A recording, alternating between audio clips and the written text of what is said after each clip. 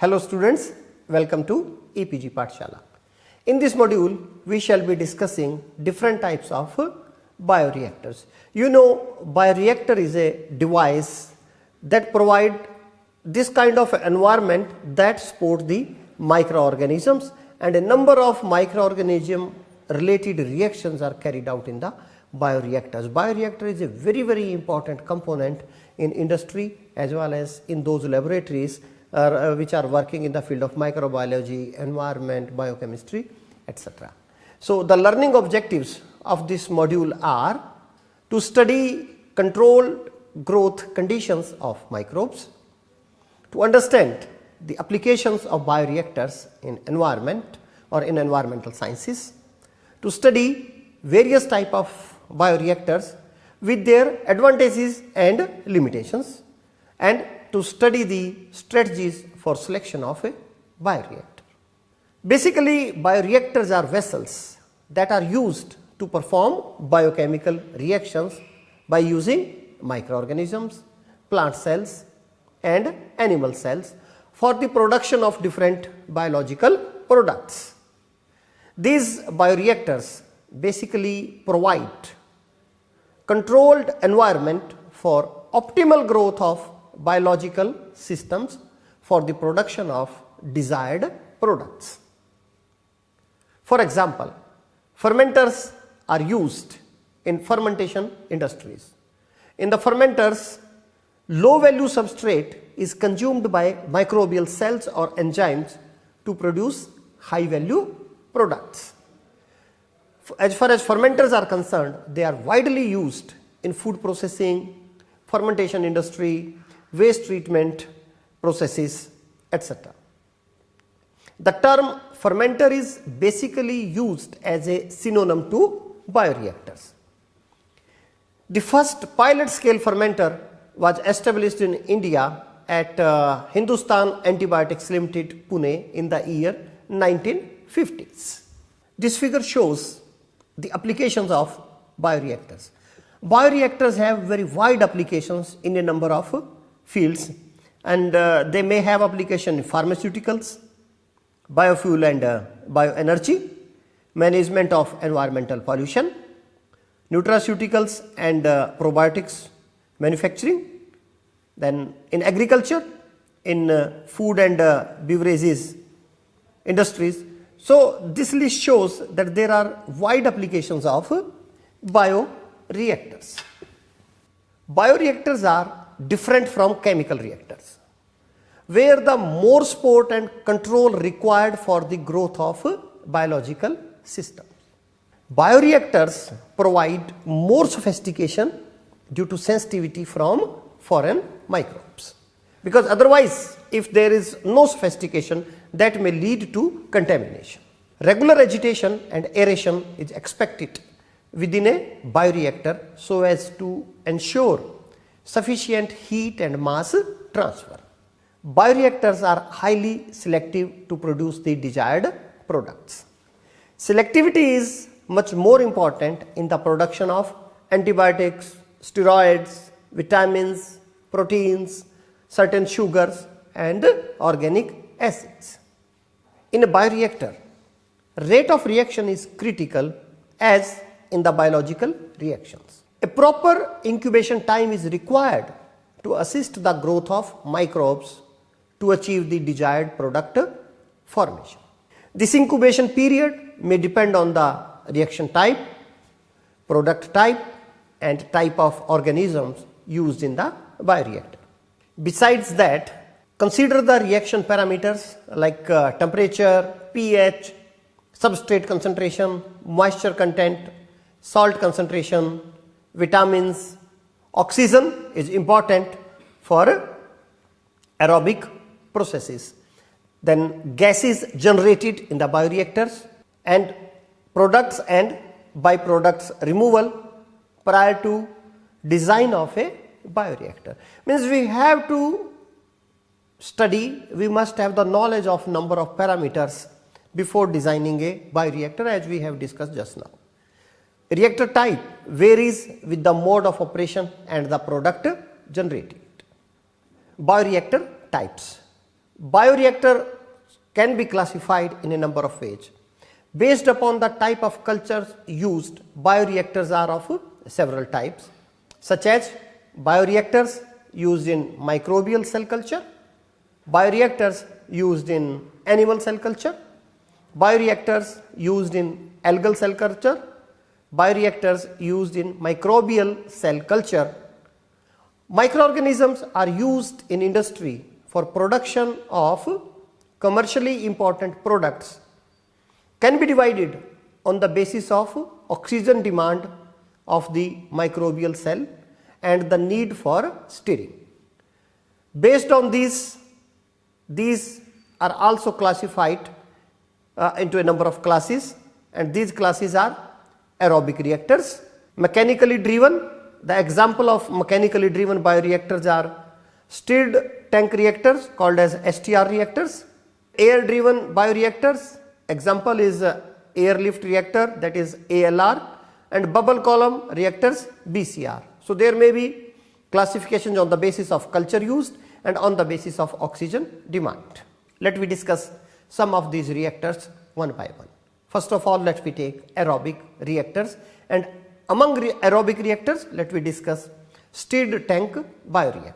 Stirred tank bioreactor is a conventional glass, maybe of borosilicate or stainless steel reactor with the provision of mixing. The stirrer is either incorporated on upward or downward of the reactor vessel, and that is shown in the figure that is shown in the next slide.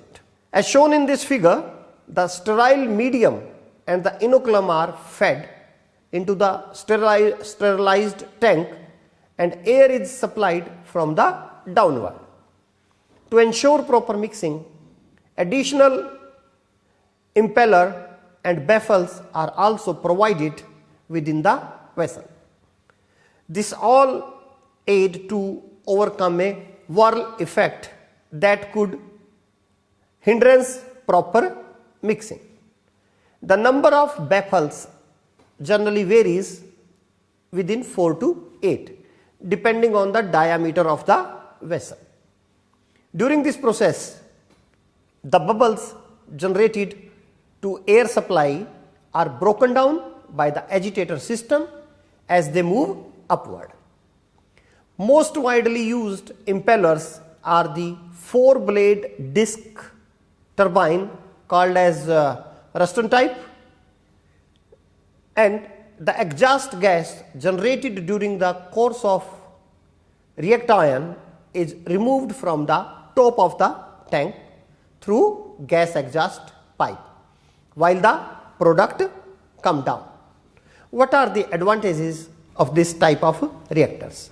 This type of reactors require less capital and less operation cost. Due to high stirring, mass and heat transfer limitations are overcome. These reactors have some limitations also. The major limitations are foaming is the major drawback associated with stirred tank reactors. So anti-foaming agents should be incorporated in the reaction mixtures to tackle or to handle the problem of foam formation. Yet this has to be practiced cautiously, as certain anti-foaming agents, they inhibit microbial growth. Sometimes this foaming may lead to contamination of the reactor also, and that may affect the overall performance of the reactor. This figure shows the diagram of internal diagram and different parts of the stirred tank reactor. Second type of aerobic reactors are airlift reactors and bubble column reactors. This type of reactors are also called as tower reactors or bubble column with a draft tube. Air is generally flown into the bottom of a central draught tube through a ring type sparger that regulates the air and medium circulation. ALR are used when process need more oxygen transfer rate and less power consumption. Air flows as tiny bubbles carrying the medium upward toward the head space of the reactor. along the draft tube, and excess gas or exhaust gases generated are sapped out of the reaction medium at the top of the column. The degassed broth along with the product gradually passes down through downcomer and is collected from the bottom of the tank. The draft tube can be used as internal heat exchanger, axial mixing throughout the whole reactor, reduction of bubble coalescence and equalizes shear force. ALR has three configurations. First one is divide vessel with draft tube, second is draft tube internal loop reactor, and third is external loop reactor. ALR are having four components like riser, gas liquid separator, downcomer and bottom.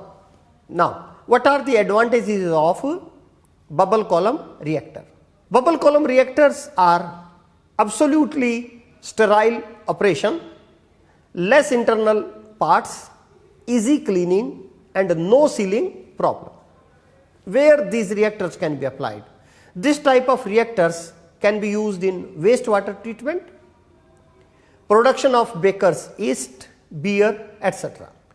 ALR are used in tissue culture also. This figure shows the diagram of ALR bioreactors.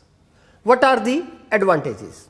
Simple reactor, devoid of additional mixing parts or agitator system, and thus less maintenance cost and reduce shear stress.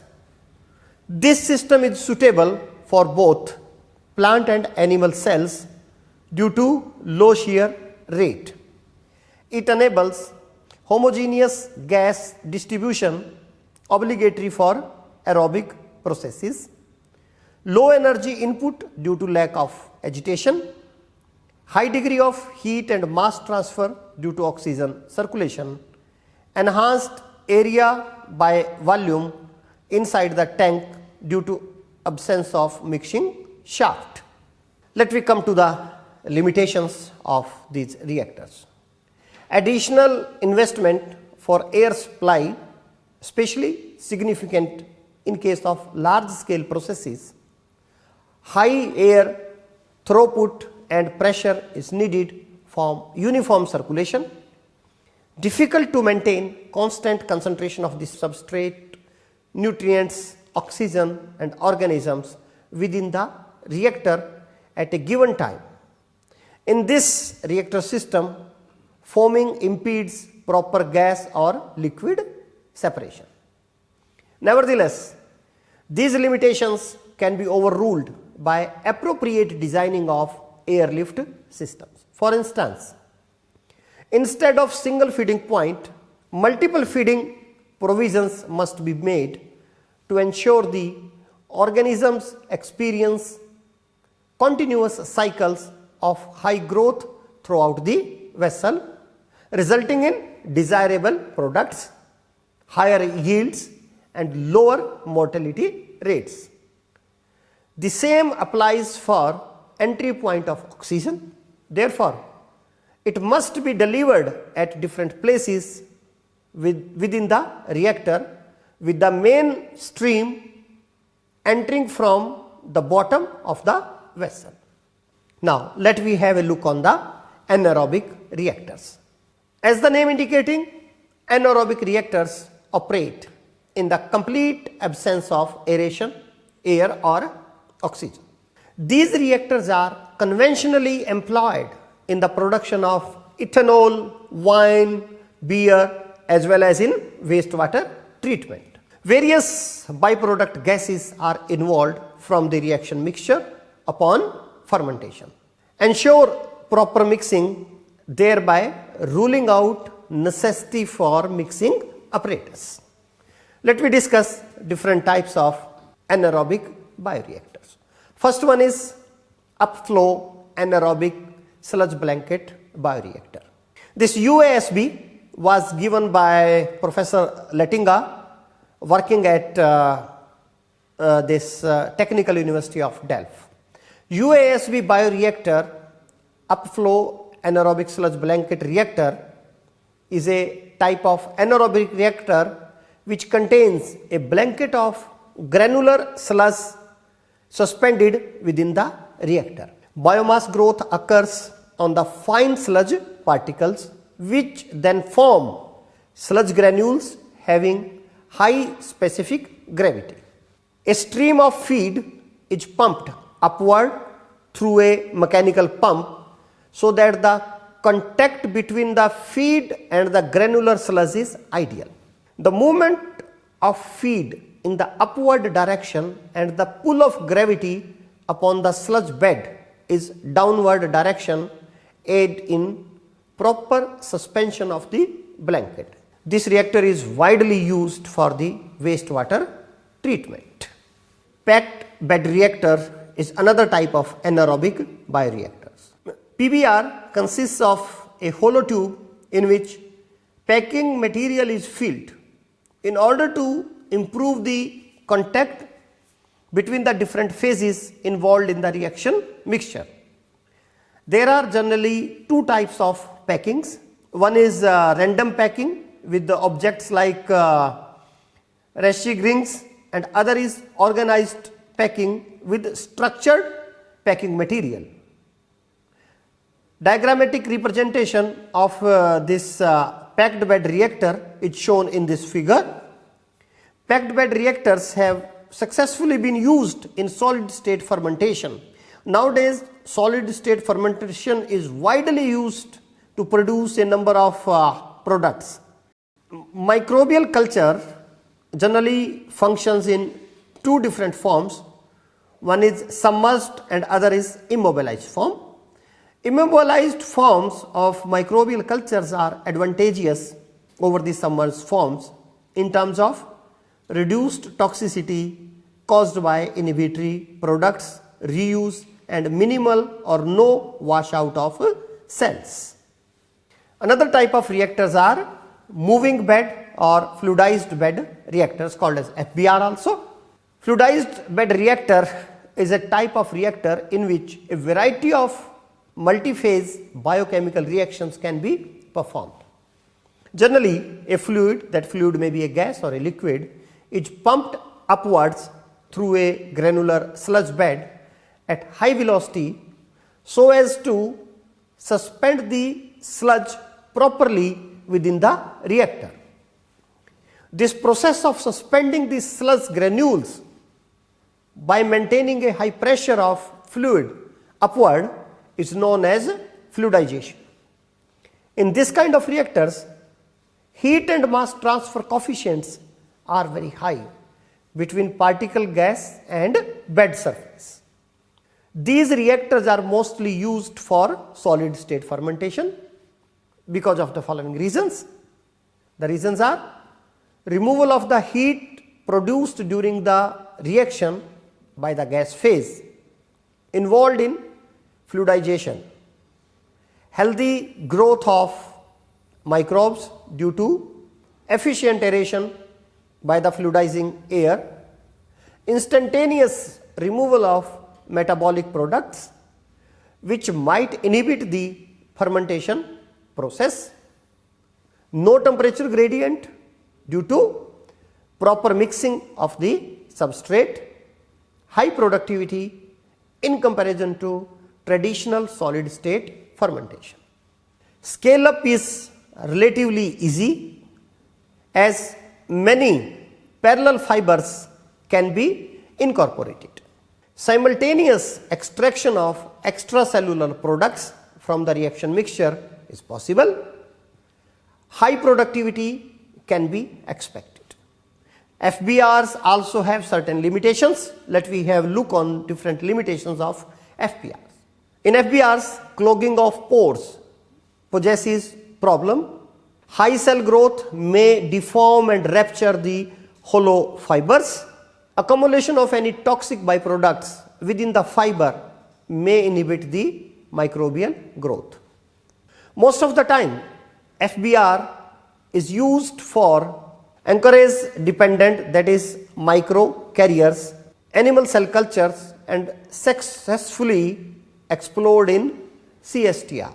However, upon increasing the cell density, the problems of improper mixing arises, and hence alternative means of providing efficient mass transfer of oxygen and nutrients is required, that can be solved by fluidized bed reactors.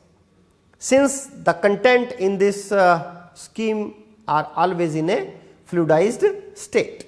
Advantages of fluidized bed reactors for animal cell cultures are both anchorage dependent and independent cells can be cultured.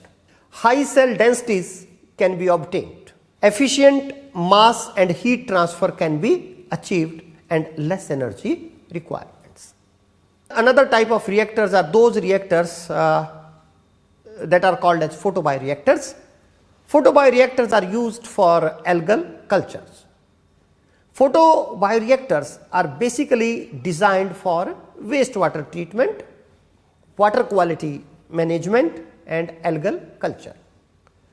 Photoautotrophs, photoheterotrophs, blue-green algae are used in photobioreactors. Photobioreactor is a system that regulates its environment as per the need of the specific algae grown in a particular photobioreactor. Various factors that affect these photobioreactors are carbon dioxide concentration, light, pH and temperature. Photobioreactors are mostly categorized on the basis to increase surface area of vessel for enhanced aeration that could be used for the growth of microorganisms. This figure shows the line diagram of a photobioreactor. Dear students, photobioreactors are widely used in a number of industries, particularly in China, to capture the carbon dioxide that is present in the industrial exhaust. So what the people are doing in China, they are making a number of photobioreactors along with the stacks or chimney of their industry. The carbon dioxide from that chimney is used in the photobioreactors, and the algae so over there produced is used in a number of other applications. So dear student, please study about these photobioreactors and find out that how the carbon dioxide is managed by them, and secondly how this algae can be converted into highly valuable products. Let me study the applications of bioreactors in environmental problem solving. Bioconversion of waste to wealth or value added products has potential role in environmental pollution control and simultaneously in resource utilization. As one example of bioreactors I have given you here, on the one side one pollutant is controlled and on the other side we are getting a product. Bioreactors required for waste management don't require stringent aseptic conditions. The mixed microbial and aquatic system stabilize the waste. Gaseous effluents can be managed by biofilters and bioscrubbers also. Please study about biofilters and bioscrubber in detail. In biofilters, pollutants are removed through sorption and oxidized by the microorganisms immobilized in the bed. When biofilters failed due to heavier pollutant loading, activated sludge mixed and further contacted with gas effluent in packed bed reactor. This table gives a comparison of different type of bioreactors. Here we have taken stirred tank reactors, airlift reactors, bubble column reactors and photoreactors. Let me see them one by one. Stirred tank reactors. In stirred tank reactors, flow phenomena is difficult to predict, that is influenced by agitation and aeration. In airlift reactors, riser of airlift reactor resembles the bubble column but gas holdup is less than the predicted equation used in bubble column. Bubble column reactor. Coalescing liquid is for non-viscous fluid. Bubbles take the equilibrium size. Non-coalescing liquid is for small size bubble. In photobioreactor, glass or plastic tube that are horizontally or vertically for the growth of light dependent organisms or microbes. When we select a bioreactor for our study, we have to take several factors into our consideration. These factors include the type of microorganisms, oxygen requirement, sterilization method to be used, requirement of light is there or not, and the material of the construction of the bioreactor. So, to summarize this module, in this module we have studied or we have learned that what is a bioreactor, what are different type of bioreactors. Bioreactors can be classified on the basis of culture and on the basis of oxygen reactor. Then we have studied different type of bioreactors, and in the end we have studied about photobioreactors. We have also studied in this module the advantages, disadvantages and applications of each type of bioreactors. Thank you.